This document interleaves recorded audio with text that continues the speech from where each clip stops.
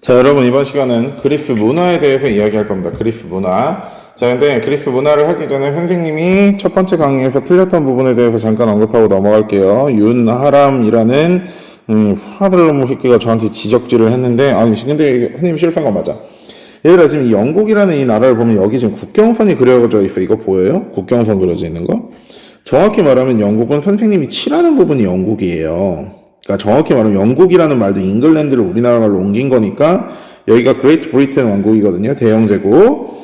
자, 근데 이 대영제국은 어떤 식으로 구성이 되어 있냐면 선생님이 여기를 얘기했을 때 뭐라고 했냐면 잉글랜드, 스코틀랜드, 웨일스, 아일랜드가 있다고 얘기를 했어. 잉글랜드부터 색칠해 볼게. 약 이 정도 지역을 잉글랜드라고 하고, 그 다음에 스코틀랜드는 여기 지금 노란색으로 칠하는 부분, 그 다음에 웨일스가 여기 초록색으로 칠하는 부분, 그 다음에 파란색으로 칠하는 부분, 여기가 아일랜드예요. 근데 정확히 얘기하자면 이 파란색 지역은 아일랜드가 아니라 북아일랜드야.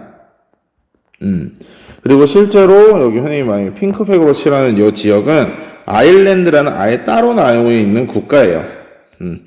그래서 북아일랜드 친구들이 맨날 독립하려고 지랄지랄 하는데요. 사실 현행 세계사에서는 이 정도까지 자세하게 볼 이유는 없어요. 그래서 선생님이 그냥 묶어서 얘기했는데 실제로 선생님이 틀렸다고 지적을 해준 친구가 있어서, 그리고 실제로 그게 맞기도 하고, 그래서 여러분들에게 다시 알려줍니다. 자, 그러면 우리가 원래 오늘 해야 되는 원래대로 돌아가 보자고요. 원래 해야 되는 원래대로 돌아가면은, 자, 볼까. 자, 오늘 우리는 이제 그리스 문화에 대해서 배울 겁니다. 그리스 문화. 자, 그리스 문화에서 제일 중요한 거, 별표로 500개쯤 쳐도 모자랍니다. 인간 중심 문화입니다. 여러분, 그리스 문화 생각하면 제일 먼저 생각나는 게 뭐죠? 그리스, 로마, 신화가 생각나야 정상일 것입니다. 그죠? 여러분들 아마 초등학교 때 그 만화 많이 봤지 않아요? 가나출판사인가? 그 어디서 여자 되게 이쁘게 그려가지고 나온 만화 있잖아. 특히 남자애들. 화가 같은 그 늙은 똥땡이 아저씨랑 그 아들이랑 딸이랑 막 이렇게 이야기식으로 구성해가지고 보여주는 그리스 로마 신화 만화책 있잖아요. 그 뭐 한 10몇 권부터 그림체 망해서 안 팔렸던 그거. 그런 걸 봤듯이 그리스 로마 신화, 정확히 그리스의 신들은요, 이게 신인지 남봉꾼인지 잘 모르겠어.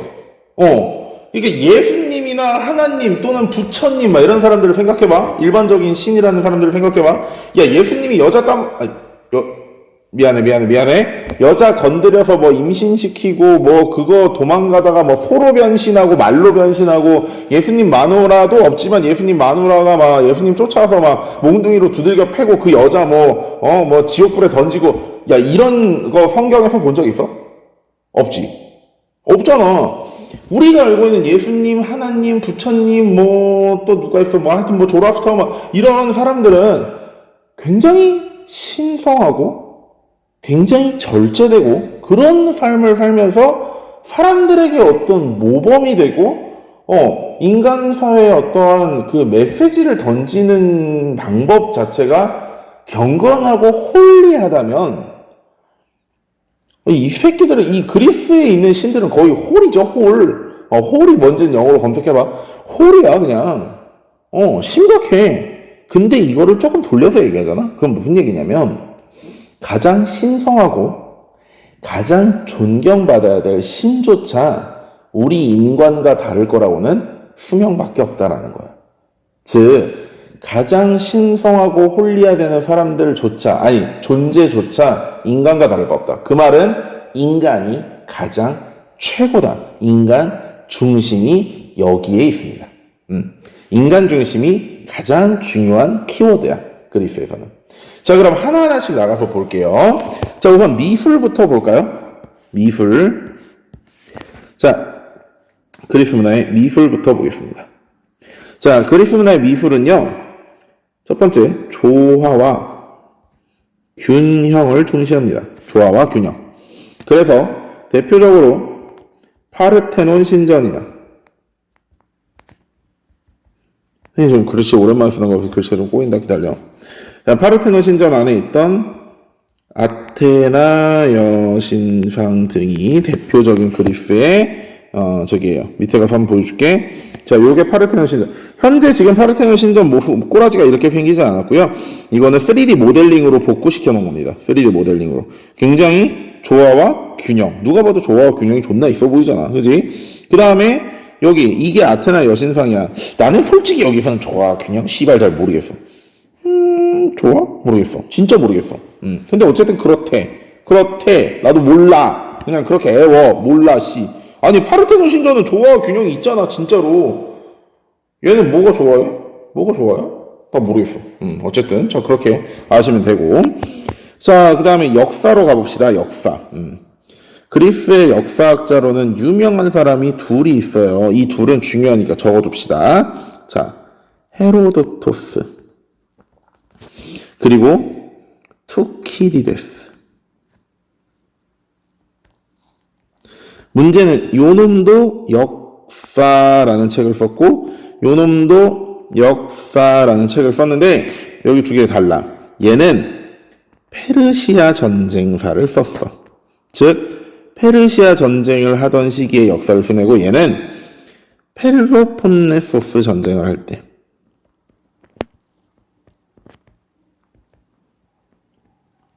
그걸 할 때 쓴 거야. 이해가 돼? 그래서 얘들아 이걸 왜 중요시하게 보냐면 우리가 예컨대 이제 세계사에서 사료를 던져줄 때 있잖아. 사료를 던져줄 때 만약에 사료의 출처를 헤로도토스라고 밝힌다? 그럼 무조건 페르시아 전쟁에 관련된 이해가 될 거고 사료를 투키디데스의 역사라고 밝힌다? 그러면 무조건 펠로폰네소스 전쟁사가 될 거야. 요거는 지금 당장 외우기보다 나중에 여러분의 문제풀이를 할 때 한번 이렇게 쓱 볼 수 있는 팁으로 알려드리는 겁니다. 팁으로. 자, 세 번째 철학을 볼까요? 철학 조금 중요합니다. 철학. 선생님이 나중에 그 서양 문화사에 대한 부분들은요, 나중에 한번 따로 쭉 정리해서 여러분들과 다시 한번 할 거예요. 왜냐하면 서양 문화사가 굉장히 중요하고 어렵거든. 그런데 이 부분은 선생님이 처음에도 여기는 조금 더 중요한 부분이니까, 그 서양 문화사들 중에서도 중요한 부분이니까, 여기서 간략하게 설명을 한번 해줄게.는 마지막에 하자. 마지막에. 자, 4번 문학부터 들고 오자. 문학. 자, 문학은 호메로스야, 역시. 호머라고도 불리는 이 사람은 일리아스와 또는 일리아드라고도 하지 오디세이아라고도 해. 오디세이라는 두 책을 썼어요. 요게 우리가 알고 있는 대부분의 그리스 로마 신화가 들어있는 그 책이자 그 다음에 트로이 전쟁 이야기가 합쳐진 그 책입니다. 혹시 브래드 피트 아닌데? 빵형인가? 야, 그 빵형이냐? 브래드 피트냐? 트로이에 나온다라? 그치, 브래드 피트지?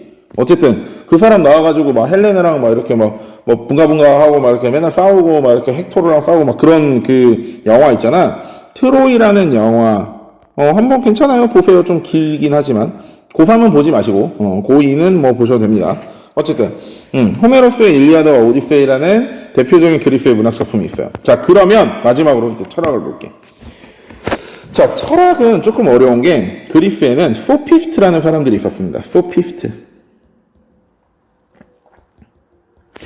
소피스트 영단어를요 검색해보면 우리나라 사전에서 뭐라고 검색을 했느냐면 뭐라고 번역을 했느냐면 궤변자라고 저기 해놨어요. 궤변론자. 얘들아 이거 굉장히 좀 부정적인 어투지. 궤변이 뭐야?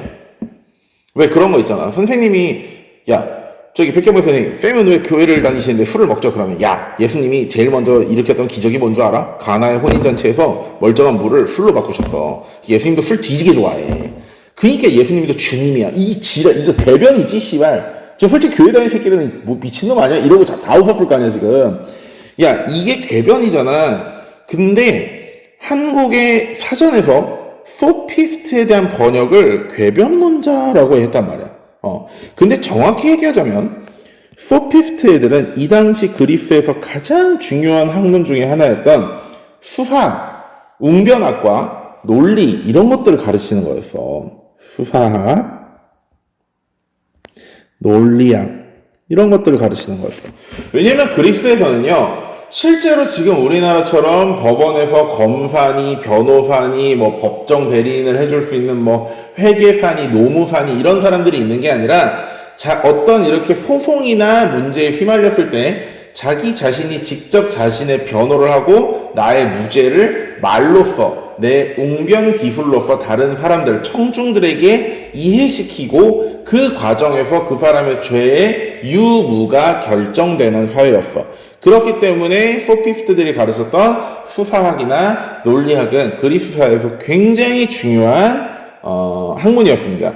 그런데 이 소피스트들은 그래서 굉장히 고액의 돈을 받고 그리스의 젊은이들에게 수사학과 논리학을 가르치고 있었는데 갑자기 한 사람이 나타나서 무료로 자신의 학문을 가르치기 시작했죠. 그게 바로 누구냐면 소크라테스입니다.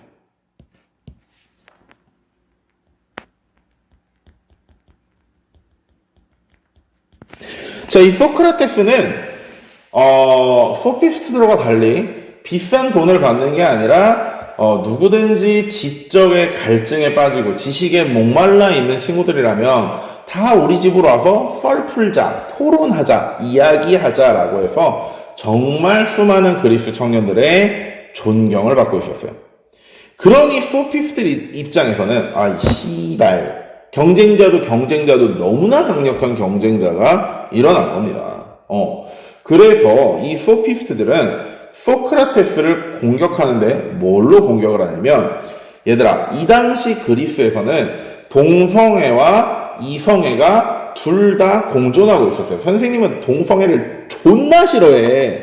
근데 선생님이 이전 시간에도 이야기했지만 테베의 신성대라는 친구들이 있었던 것처럼 그리스 사회에서는 동성애가 큰 문제가 되는 게 아니고 오히려 권장되던 사회야. 즉 여자와 남자가 분가분가를 해가지고 자녀를 낳는 것은 약간 그 세대 보존을 위한 반드시 해야 되는, 그래서 조금 급이 떨어지는 사랑이라면, 반대로 남자와 남자의 사랑은 지적인 교류와 어떤 감정의 교류가 여자 남자의 사랑, 즉 육체적인 사랑보다 훨씬 더 뛰어나다 이러면서, 물론 이 남자와 남자 사이에도 육체적인 사랑이 있었어. 뭔지는 얘기 안 할게. 씨바 다 알지. 어쨌든 자, 그러한 상황이었는데, 특히 그리스 사회에서 조금 더 강조되던 것은 뭐냐면 늙고 현명한 노친네와, 그러니까 늙지만 현명한 사람과 젊지만 혈기왕성하지만 골비였다. 뭐 좀 멍청하다. 아니 뭐 하여튼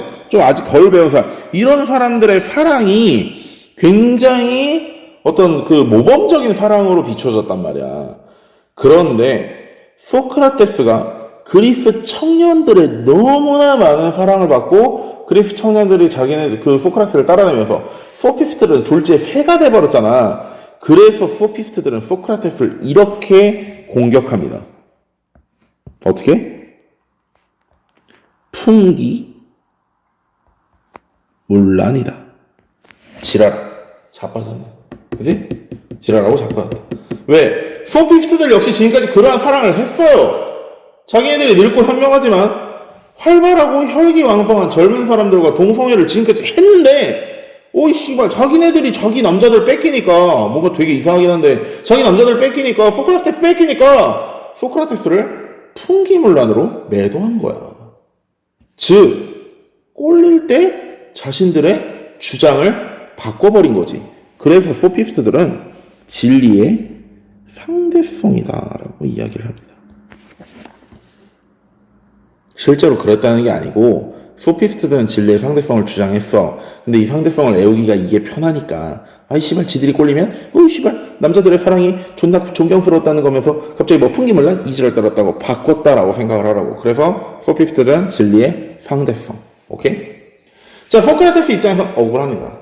억울해서 소크라테스 제자들은 선생님 탈출하십시오. 저희가 도와드리겠습니다. 저들이 움직여서 선생님에게 사형 선고를 내릴 수는 없습니다. 선생님은 완벽한 사람입니다. 도망가십시오. 라고 했어. 소크라테스가 그때 한마디 합니다. 악법도 법이다. 즉 법이나 진리는 절대적이어야 한다. 라고 해서 소크라테스는 진리의 절대성을 이야기하는 겁니다. 이 소크라테스가 죽고 나서 이 소크라테스의 제자가 바로 누구냐면 플라톤입니다. 플라톤은 스승의 죽음을 보면서 너무나 큰 충격을 받았어요. 아니 씨발 도대체 이 병신 같은 세상은 어떻게 나의 스승의 죽음을 이렇게 가만 놔두고 볼 수가 있나. 이 세상에 정의는 없다. 이 세상에 내가 이렇게 안돈하고 지낼 만한 곳은 없다. 내가 원하는 새로운 세계는 바로 이데아, 이상세계에 있다라고 주장을 합니다. 그래서 플라톤은 이데아, 이상세계를 주장해요.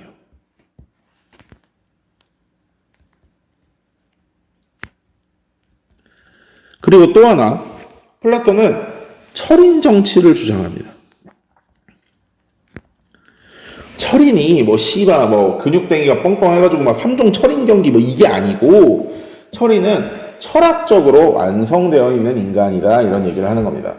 선생님이 이전에 그리스 민주정의 발전에서 봤듯이 민주정 자체가 굉장히 좋은 제도긴 한데 중우정치의 위험성이 있다 그랬어. 중우정치가 뭐였는지 기억이 안 나면 되돌려서 봐. 중우정치의 위험성이 있다고 했기 때문에 플라톤은 민주정보다는 몇 명의 또는 한 사람의 완성된 인격체, 즉 철학적으로 완벽한 인간, 다시 말해 철인들이 정치하는 게 필요하다 그랬어. 그래야 자기 스승처럼 소크라테스처럼 억울한 죽음을 민중에 의해 소피스트들에게 현혹당한 민중들에 의해 억울한 죽음을 맞는 사람이 없을 것이다. 잘못된 길로 국가가 나아가지 않을 것이다 라고 생각을 한 거야. 완성된 철학적 인간, 다시 말해 철인이 지배해야. 그래서 철인 정치를 이야기했어. 이 플라톤의 제자가 아리스토텔레스야.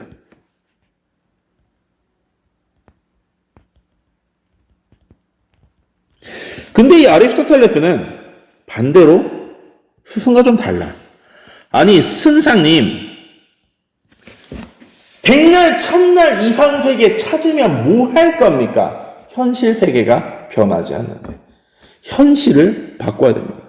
이 아리스토텔레스는 현실을 훨씬 중요시했어. 현실을. 그런데 현실에서도 뭐를 중요시하냐? 내가 직접 경험하고 인지한 것, 즉 이러이러할 것이다가 아니라 내가 이거를 직접 살펴봤더니 이렇더라. 팩트에 기반한 논리, 경험, 익스피리언스에 기반한 논리를 강조했어. 그래서 아리스토텔레스는 현실과 경험을 중시했다라고 이야기하고요. 이 아리스토의 제자 중에 하나가 바로 알렉산더입니다. 우리가 이 다음 시간에 배울 알렉산더.